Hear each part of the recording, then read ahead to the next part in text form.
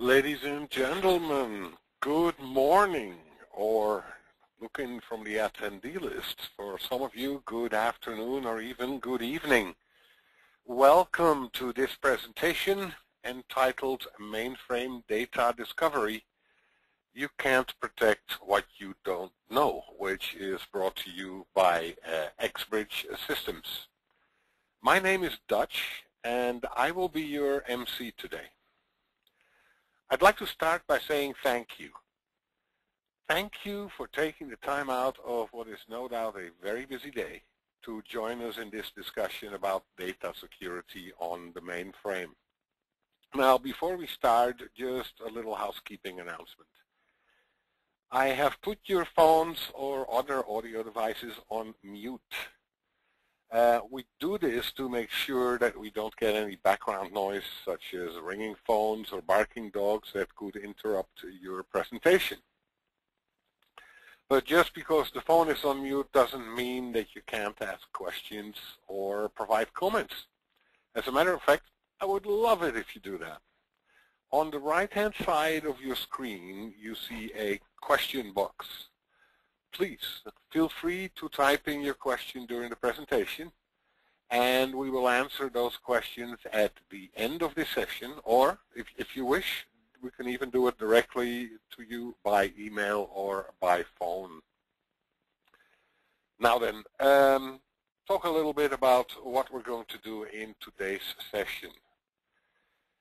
Data security and the compliance with all those regulatory requirements that exist in today's world. It's a subject that we all know is becoming ever more important and increasingly more complex. We've all seen the news articles over the last few years about high-profile security breaches and the costly consequences of those breaches. So in today's session, we will talk a little bit about the scope and the most common causes of the problem. We'll also talk about the consequences, what it means to you and your company. And finally, we'll talk about how we at Xbridge can help you in your efforts to make that mainframe more secure. So we've broken down today's discussion in 4 segments. First, we'll talk about how the world has changed. Over the last few decades, it's not only the mainframe that itself has changed, but the world that it lives in has undergone enormous changes. And those changes have had an enormous impact on both the volume of data that we now deal with and on the threat to the integrity of that data. In the second session of this presentation, we'll examine from whom the threats to your data are coming and why. We'll also talk a little bit about the popular misconception that what happens on the mainframe stays on the mainframe, that it's always secure. And we'll examine the cost of breaches, which really goes way beyond just talking about money. The third section will examine the challenges of finding out what information resides on your mainframe after all those years of storing, copying, and moving a high volume of data around.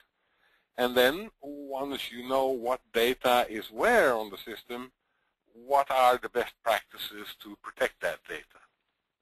And then finally, in the 4th section, we'll talk about DataSniff, which is an automated data discovery tool for the mainframe. As a matter of fact, the only automated data discovery tool for the mainframe that can help you in your efforts to protect the sensitive information on your system. So that's what we'll be talking about. So let's get started with this. We are proud to have as today's presenter Mr. Barry Schrager. I know that many of you are longtime mainframe people, which means you probably know Barry's name, and maybe you've even met him or heard him speak at a large number of conferences, for example, at the Share gatherings. Barry's resume is long and extremely impressive, so if I were to just cherry pick a few highlights, I might not do him justice. So instead, I'd like to ask Barry to introduce himself. Barry, welcome to this presentation, and thanks for sharing some of your insights with us today. If you would please, can you tell us a little bit about yourself, and then we can dive straight into the presentation? Thanks, Dutch. I assume you can hear me okay? We can indeed. Thanks.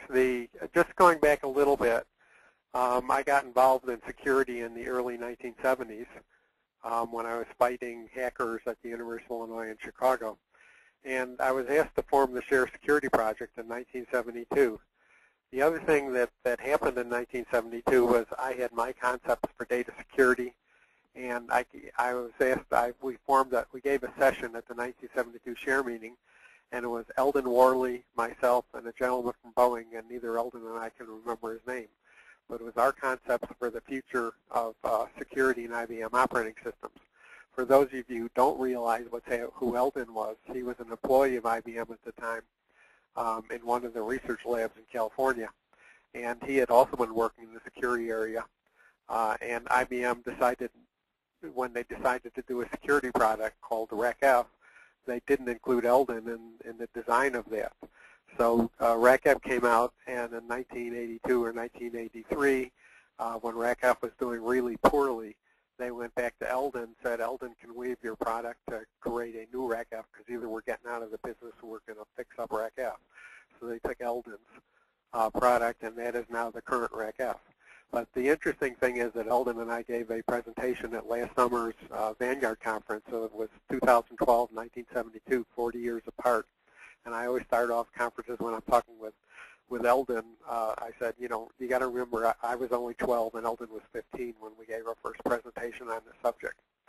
I also go way, way back on MVS. As a matter of fact, IBM invited me to review their new MVM operating system that was called Multiple Virtual Memories at that time.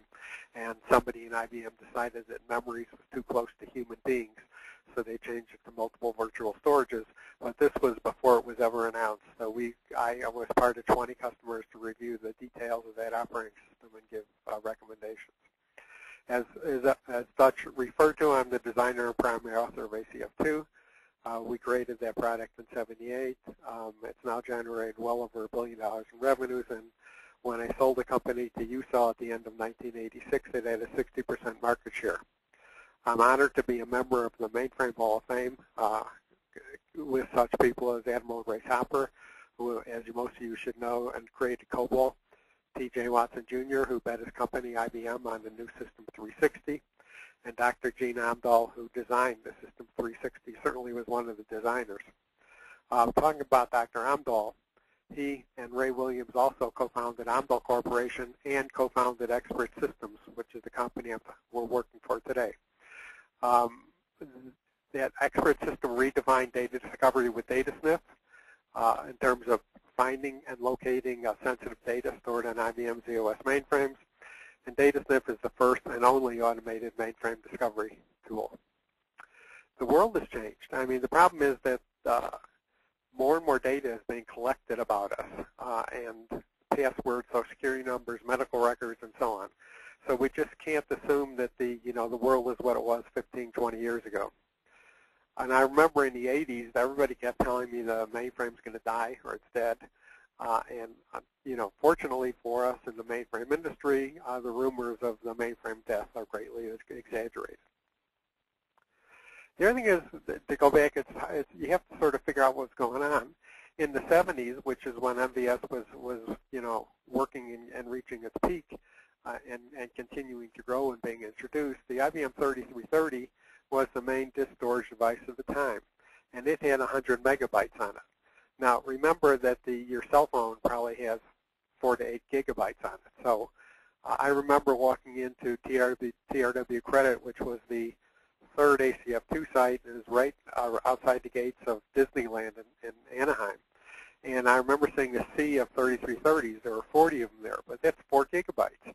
Nowadays, 4 gigabytes is like nothing. And so we have to just sort of realize that when mainframes and MVS was introduced and everything started, storage was very constrained, and people didn't duplicate and create big data sets just for fun of it. And again, the world was very different. I never heard of data masking until the last few years, tokenization or format-preserving encryption. Social security numbers were routinely used as identifiers. that's frowned upon and bad business practices, but then it was the norm. Massive numbers of copies of production data sets were just copied and remain stored in clear text form, and that's even going on today. I was at a large Wall Street company doing a security review, and they had copied 7,600 volumes of data from production to a test environment, development test environment, and it was just clear text. I mean, it was just the data just copied. And again, the security officer knew all the users, the contents of the data set, and the resources and the business purpose. The best story I have about that is the first ACF2 site was Pontiac Motor Division. The security officer was Jerry Lyons. And in those days, you're going from no security to full security. So what ACF2 did is give a report that Jerry read every morning that said, you know, this user was accessing this data from this terminal or from, you know, batch or whatever it was. And Jerry could looked at that, and he pointed out to me, he says, that's Jack upstairs. And he said, the data set contains our radio inventory. And what he's trying to do is, he said, it's now May, and we're trying to do the build-out of all the cars we have, you know, based on all the parts we have in stock, because you can't put a cheap radio in an expensive car or an expensive radio in a cheap car. So Jerry knew the user. Of course, he only had 250 users. He knew the contents of the data set by just looking at the name, and he knew the business purpose of the access and why this Jack was looking at it. And today's massive environments, 50 petabytes is not unheard of. Remember, 1 petabyte is 1 million gigabytes, and 1 big gigabyte is 1 million 4-drawer file cabinets. So you can't, I mean, just think in terms of paper that never would have been able to be housed and managed. You know what your mainframe actually holds in terms of information. This is from an IBM security webinar. The statistics are interesting. It says 90% of the world's critical applications are processed in a mainframe. 65% of the world's critical data is housed in a mainframe. And their conclusion is the data mainframes house is the ultimate target. How did all this data get there? It's a nice old picture of a 360, looks like a 50. From daily business over the 40 years, mergers, acquisitions, and consolidation. Remember, everybody in the mainframe industry is worried about interfering with production. So if you were a person who was looking to actually touch a mainframe data set, you'd probably make a copy of it. And then once you created something, you probably didn't want to delete it in case it might be needed later. For example, in terms of mergers and acquisitions, during the 2008 financial meltdown, a large Wall Street company acquired a brokerage house. 400,000 data sets were just copied over to the bank. No one knows the data, where it is, who should have access to it. And they assigned a system programmer to analyze the data and then validate that the access permissions were valid or correct. Even looking at it manually, and you can do like 50 or 100 data sets a day if you're really working at it fast, probably less if you got to do some research. The system programmer found over 2 million inappropriate access permissions. And he kept raising the red flag, but nobody would listen to him. So he called the COO at home, and he got his home telephone number because the COO said, how'd you get my phone number? He said, I got it from the records of the bank. To get his attention, and, you know, people said maybe he'll get fired or something like that. Anyway, he told the COO that, you know, his daughter, this is her name, and she goes to this school, and she has this many bank accounts and about this much money in them, and told him that 3,500 people had access to his personal records. This was what he was trying to get across to the guy. And so finally, you know, the bank is now paying attention to him and what he's finding, and they're going to automate this process with DataSniff. Again, much of this data was created by someone who's no longer with the company. And all these copies are usually legitimate. I mean, how are you going to develop modifications to application programs? Of course, you're going to with copies of production data because you're afraid to touch anything. How are you going to QA test new production? With copies of production data and probably some modifications thrown in and maybe some errors. But, you know, de-identification was only a recent thing. And the question is it really even being done done today. That Wall Street company I was talking about didn't even do it today. Were all these things deleted? Probably not. And again, once they're copied and put into an application programmer's set of data, maybe under a CSO user ID, what controls were in place when he was using that or she was using that to develop the changes to the application program? Usually the application programmers share data, so could the copies have been copied?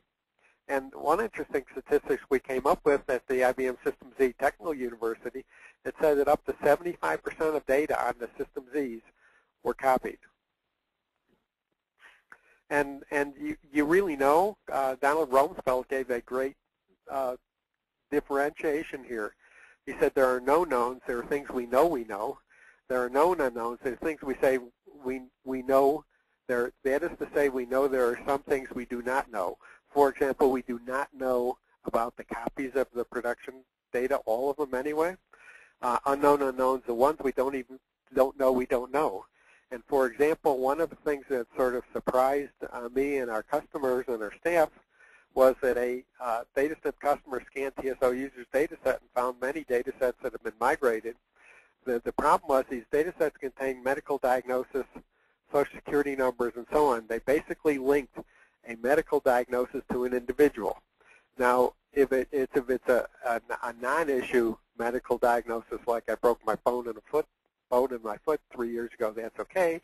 But if it's a sensitive medical diagnosis that would be embarrassing if it was disclosed, that's a real problem.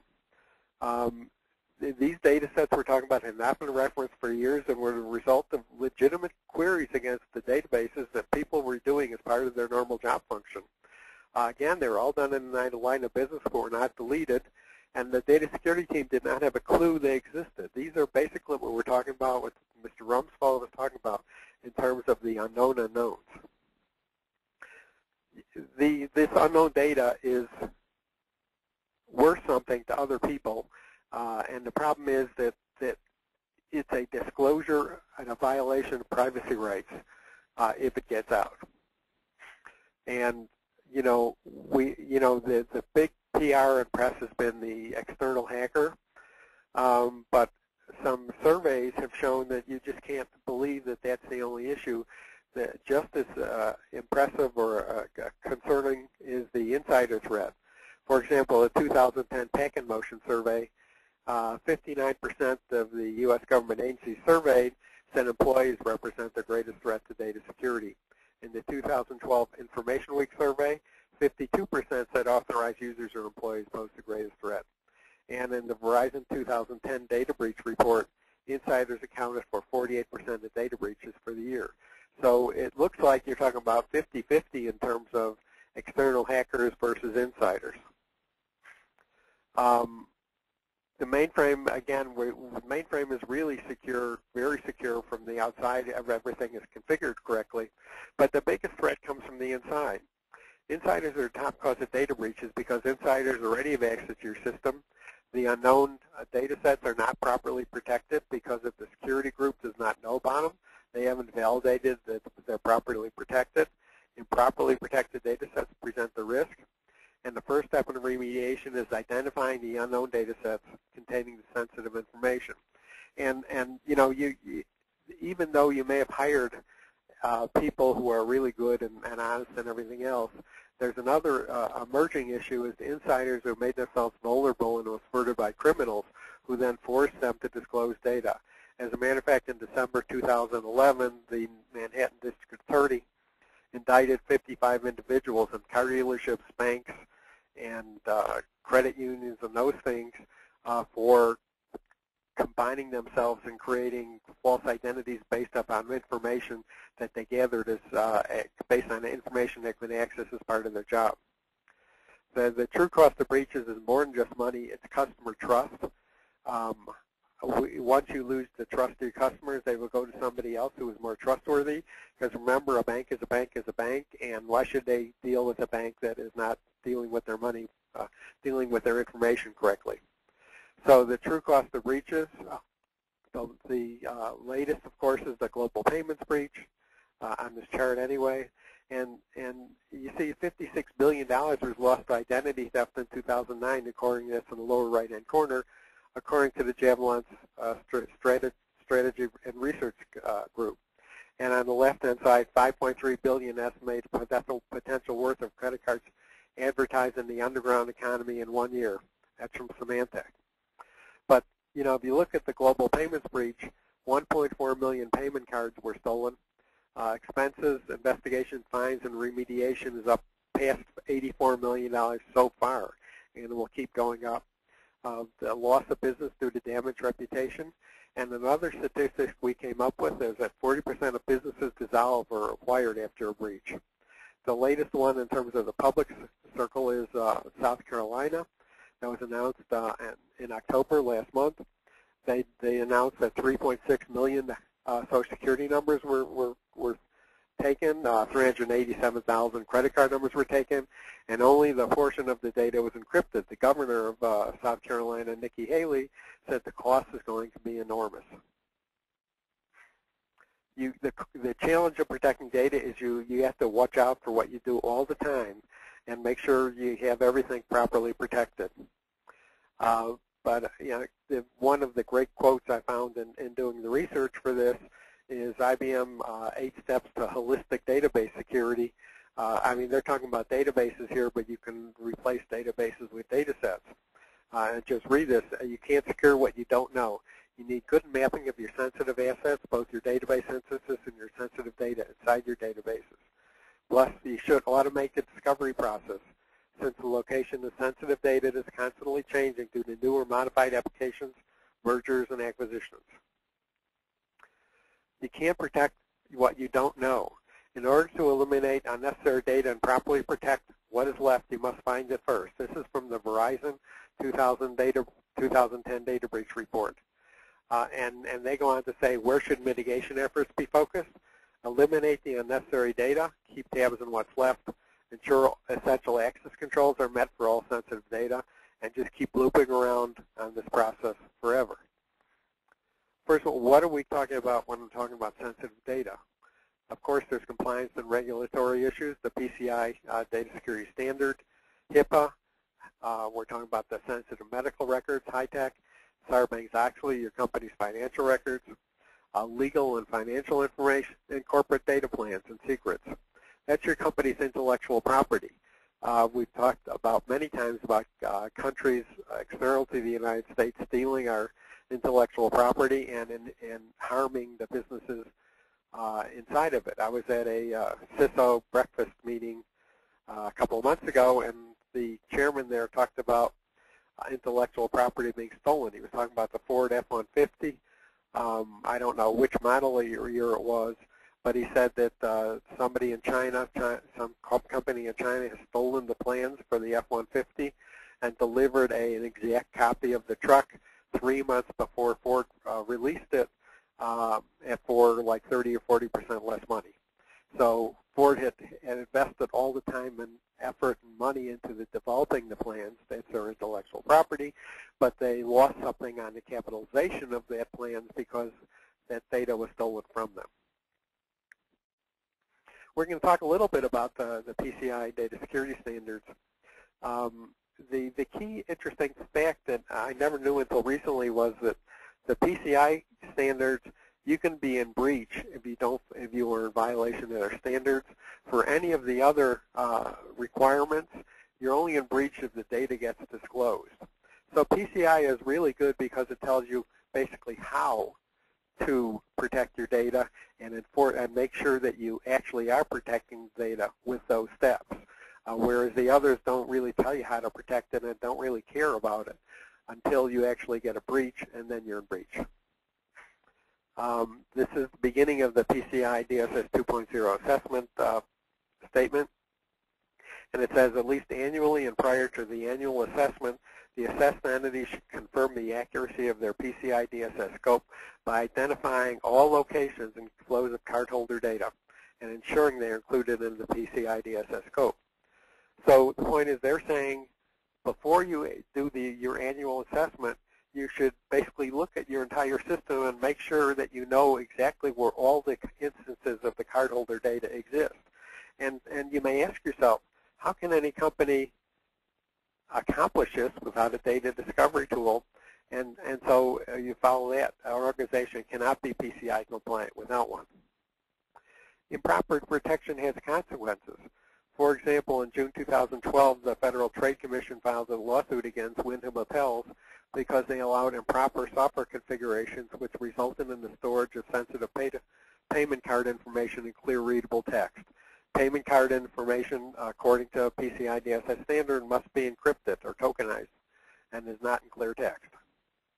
Then there are new rules coming up for the European Union.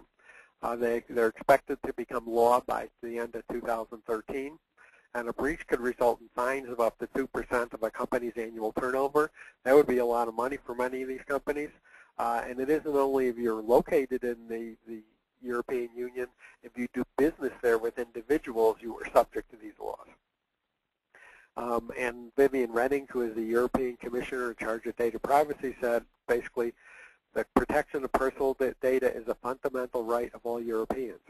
And then it's really not part of the new rules, but they're talking about this as an additional right, which is the right to be forgotten, which is companies must delete all references to individuals unless they have some continuing legal obligation to keep the data.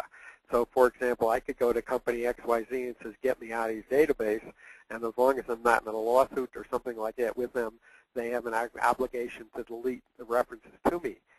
So now the point is, where are all those references? You must know. Are you going to start trying to do it manually? You'll never get rid of it all. And a lot of companies say, well, I'm outsourced. That's not my problem. But don't forget, even though you may outsource part of your sensitive data processing or even all of it, you're still responsible. What measures, the other thing you should be asking your outsourcer is what measures are they taking to protect your data? Do you get a commitment from them in writing?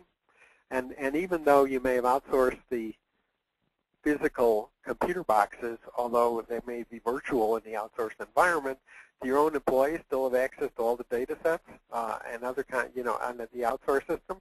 In that case, you still have your own issue with the data privacy.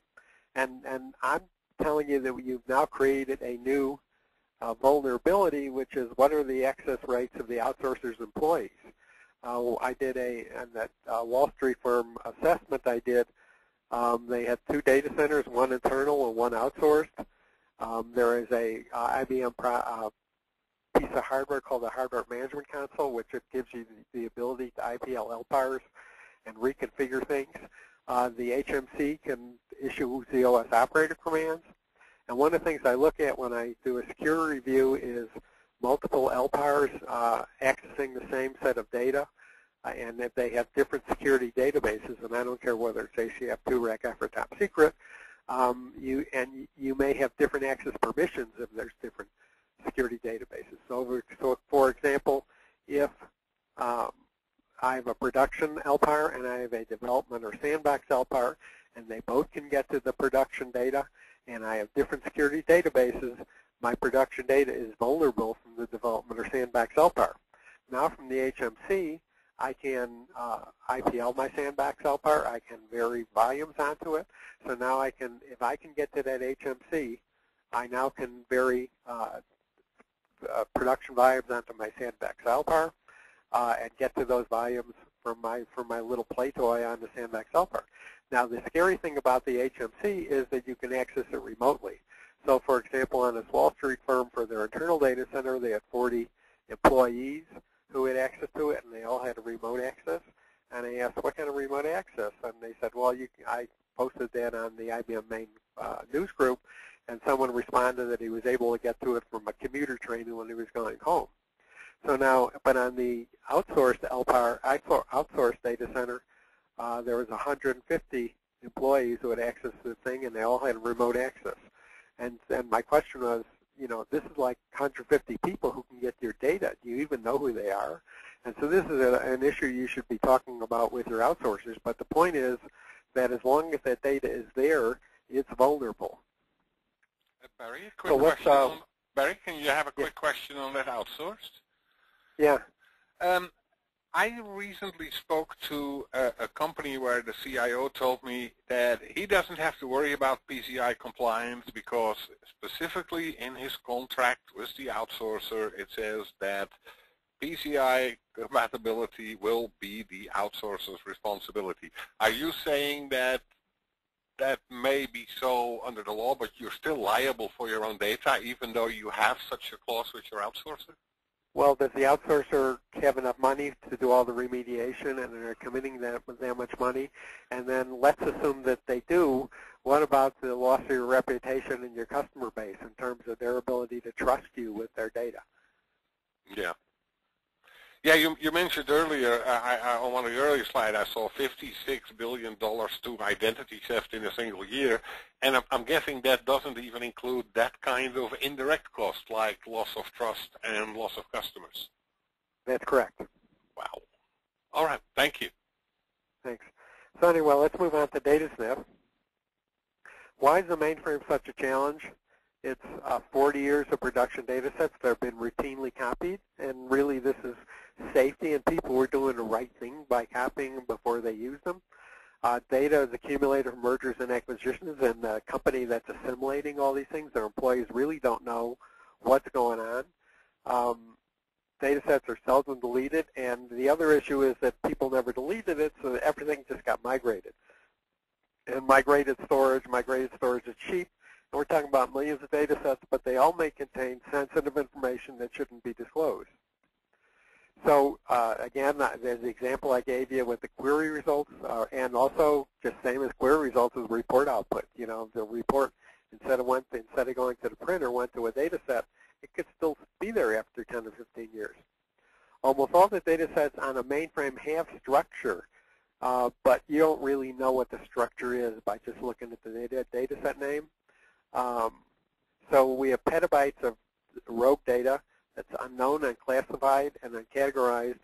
And the other thing I come back from, some people are saying, well, just because it's on the mainframe and I can get to it with my 3270 emulator, what can they do? Do a screen print and get some information off of it? But the point to remember is there's this nice little IBM utility called ind$file that will take a IPSIDIC data set on the mainframe, download it to your PC, convert it to ASCII, an ASCII file, and now it's on your PC. So you can take a data set with 100,000 credit card numbers or personal information that's on the mainframe and suddenly have it on your PC and then send it to whoever you want. So if you will have someone who has read access, they effectively have copy access. Again, almost all mainframe is structured, but the structure is not known or easily associated.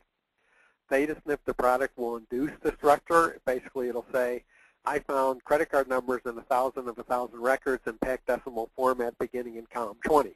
I mean, so it's basically telling you that in column 20 is a column of credit card numbers, and so this is data. This is critical and sensitive information. The other thing is I talked about mainframe applications also often store data in packed decimal format. First of all, you can operate on it directly with packed decimal instructions, and it saved about half the space. And remember, at the beginning of life, mainframe data storage was limited, and you had to be careful about every byte you put into it. And so it saves about the space. So any kind of analysis product must recognize the packed decimal format and then look for PCI, PII information and so on. Manual discovery is not an option. Finding PII data manually in a catalog full of production data sets would take us decades. I wouldn't even scratch the surface before I'm eligible for Social Security. Data sniff can do it in weeks. This is at 400,000 data sets. It would take this gentleman several lifetimes to do it, or take half a dozen people 5 years or whatever it is, and data sniff can do it probably in under a month. So again, the solution is data discovery has become a de facto standard for discovering sensitive data within the enterprise. It's the only mainframe data discovery solution. Data sniff is easy to use. It's got a GUI interface. So you really need somebody. You don't need someone who knows the internals of the ZOS. You need someone who understands the data and a little more about what the mainframe is doing and how the data interrelates in the business and what sensitive data is. And the early customer said there's no noticeable resource consumption on the mainframe from data sniff. I keep talking about data sets, but data sniff also does databases, IMS and DB2, for example. All the data sets types, the VSAM, QSAM, BDM, PDS, generation data groups, migrated and tape, both physical and virtual, and it's easily scalable to the largest data storage environments. We worry about our impact on ZOS. So the ZOS resources are very highly controlled and minimized. The CPU analysis is offloaded to a Windows server. It understands media types. They're different. Something on direct storage is one thing. Something on tape is another thing. Something on migrated storage is another thing. It's secure. Their data is never persisted. Everything is done, all transfers are done with encryption, and it's easy to deploy. We also talk about continuous monitoring. So you go through the big process of looking at everything you have in your system, but then after you've gotten over that hump, what you want to do is periodically, and I've heard numbers that like some people want to do once a day, and some people once a week, and some people once a month. They want to scan all new data sets since the last scan for sensitive information, and then all data sets that could possibly have been modified since they were last scanned. And the problem is, the reason I'm weasel wording that a little is that ZOS maintains the last date referenced, which is the last time a data set was opened. The problem is they do not maintain whether it was open for input, update, output, and so on. So one of the recommendations from one of the big banks is they want to look at all new data sets every night, and then all the new data sets have possibly been modified once a month or something like that. And then we're talking to a consulting company who wants to do services associated with using DataSniff, and they want to be able to come back every 3 months or something like that and start scanning where they left off. And so DataSniff gives you the ability to say, if you only scan the first 1,000 or 10,000 records of data set, scan another 10,000 or 20,000 of everything. So you get further and further into the data and are more and more sure that there is no sensitive data in it. Mainframe production is interesting. You cannot mess with production. It can't be delayed. Everything depends on it being completed on time. Any analysis must be scheduled by time of day and date of week in order to avoid interfering with production. And then limits day by time of day or day of week must be done on critical resources. For example, if part of this processing is tape, I don't know how many tape drives installations have these days in their libraries, but you may want to say, DataSniff, you can only use 4 tape drives, and only those between 3 and 5 in the morning, or 2 and 5 in the morning, and 2 and 5 in the afternoon. Migrated data sets, they were migrated because the installation wanted to reduce their primary storage requirements, and so they're there. So you have to tell us how many data sets you want us to restore simultaneously and then operate it on, and it may be you only want us to touch 4 at a time or 10 at a time or so on. And again, DB2 or IMS, if you're operator people, the customer interface people use DB2 or IMS, you don't want to slow down their transaction response time. So you can say, don't do any IMS unless it's midnight to 5 a.m., for example, and do it when no one's actually using the system for that, or very few people are. The Verizon data breach report from 2008 is, of course, 4 years old now, but it has some great quotes in it. It said that 66% of breaches involved data the victim did not know was on the system. And they go on to say, knowing what information is present within the organization, its purpose within the business model, where it flows, where it resides, is foundational to its protection. The elephant's in the room. You can't ignore it. There's a huge amount of data on your mainframe systems, and you have to be able to identify the sensitive data and then remediate it. And then remediation may include, one of the things I tell people is that, if your data retention policy in your company is 10 years and it hasn't been touched in 10 years, you can just delete it. Or I always got a laugh from a lawyer when I give this at the CISO breakfast. I said, or else put it on a tape and stick it in your lawyer's vault and make sure that the people have to go knock on the lawyer's office door in order to get access to the data. What you don't want is, you do not want this data containing sensitive information that people can get to immediately and without any human intervention in terms of directly from their computer. Now again, we have the data that's not been used recently, maybe after a year and up to 10 years or whatever the retention policy is, and you may just want to encrypt it and save the key and hide the key. And so then if someone wants to get to it and they haven't touched it in a year, again, they have to go knock on your door, and you can say, why is this data there? Why is it not encrypted? Why is it not in production? And now you have a process of dealing with the data and dealing with it in a secure method. And then, of course, there's a huge amount of manual effort, which is the data that's currently in use. And again, if it's not in production and it contains sensitive information, why is it there? Who has to have access to it? How do you encrypt it? Do you encrypt it using programs? Do you encrypt it by giving the 3 people a key? And so on. These are the things you have to deal with. And now I'm going to turn it back over to Dutch for the last slide. Barry, thank you very much. That is some amazing information there. Some things that really stuck with me is 65% of the world's critical data is on mainframes. That's means what the IBM said, yes. That means that for our country and for probably most countries, all our critical infrastructure relies on the mainframe. Quite amazing, because that really drives home the need to protect this information. And then the other thing that stuck with me is that almost half of the percentage of threats from those things comes from the inside, which I guess is what a lot of people don't always realize, because it always feels like the mainframe is so secure, but that's not true when it's an insider who goes after that information. Quite amazing. Thank you, Barry. A few people have put in questions. The most common question is, will we make this presentation available to you? Yes, we will.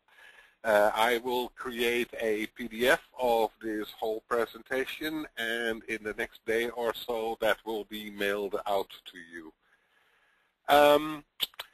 What's next? What are the next steps that are open to you? Well, XBridge offers a number of options. We could, with you, schedule a one-on-one discussion about your specific data discovery and protection concerns, so that we can have a private conversation about your particular situation and see if and how XBridge can be of assistance.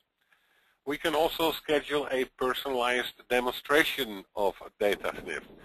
To do that, simply use the email address that you see at the bottom of this slide, or maybe even simpler, go to our website at xbridgesystems.com, and you'll find there a Contact Us screen. Simply type in whatever request you have, and we'll take care of that.